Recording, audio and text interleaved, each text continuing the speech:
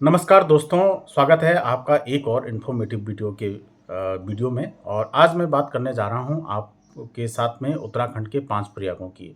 अक्सर आपने सुना होगा कि उत्तराखंड में 5 प्रयाग हैं, लेकिन आज हम इसके ऊपर चर्चा करेंगे कि ये 5 प्रयाग हैं कौन से और ये कहाँ-कहाँ पर स्थित हैं।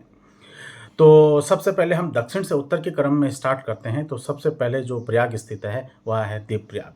दोस्तों, देवप्रयाग की जो समुद्र तल से ऊँचाई है, वो 830 मीटर है और देवप्रयाग में 2 बड़ी नदियों का अलकनंदा और भागीरथी का संगम होता है। अलकनंदा जो कि हिमालय के सतोपंथ ग्लेशियर से निकल कर आती है और भागीरथी जो कि गंगोत्री ग्लेशियर से निकल कर आती है। इन दोनों नदियों का देवप्रयाग में संगम होता है और यहाँ से इस नदी को एक और नया नाम दिया जाता है, जिसको गंगा माँ या गंगा के नाम से जाना जाता है। देवप्रयाग से थोड़ा सा ऊपर हम चलते हैं, तो एक और प्रयाग यहाँ पर स्थित है, जिसको रुद्रप्रयाग के नाम से जाना जाता है। दोस्तों, रुद्रप्रयाग की जो औसत ऊंचाई है समुद्र तल से, वो 895 मीटर है और यहाँ पर 2 नदियों का संगम होता है, अलकनंदा, जिसके बारे में हम ऑलरेडी बातचीत कर चुके हैं, और दूसरी नदी जो है मंदाकिनी। मंदाकिनी जो है हिमालय के चोराबाड़ी ग्लेशियर से निकल कर आती है और यहाँ पर इन दोनों नदियों का संगम होता है।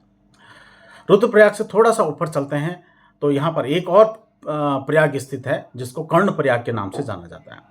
दोस्तों, कर्णप्रयाग में अलकनंदा और पिंडारी नदियों का संगम होता है। पिंडारी नदी जो कि हिमालय के पिंडारी ग्लेशियर से निकल करके आती है और यहाँ पर यानी कि कर्णप्रयाग में इनका संगम होता है। कर्णप्रयाग से और ऊपर चलते हैं, तो यहाँ पर एक और प्रयाग स्थित है, जिसको नंदप्रयाग के नाम से जाना जाता है। नंदप्रयाग में 2 नदियों का संगम होता है, पहला अलकनंदा और दूसरी मंदाकिनी।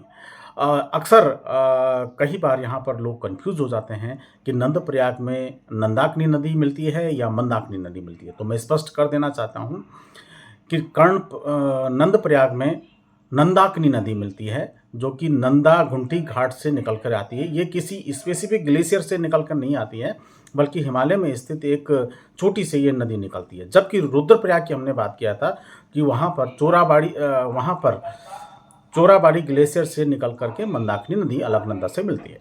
तो यहाँ पर ये कन्फ्यूजन जो है आपका क्लियर हो गया है। नंदप्रयाग के बाद हम जो है अंतिम प्रयाग की ओर चलते हैं और इस प्रयाग का नाम जो है विष्णु प्रयाग है। विष्णु प्रयाग जो है, यहाँ पर 2 नदियों का संगम होता है, पहला अलकनंदा और दूसरी जो है धौली गंगा।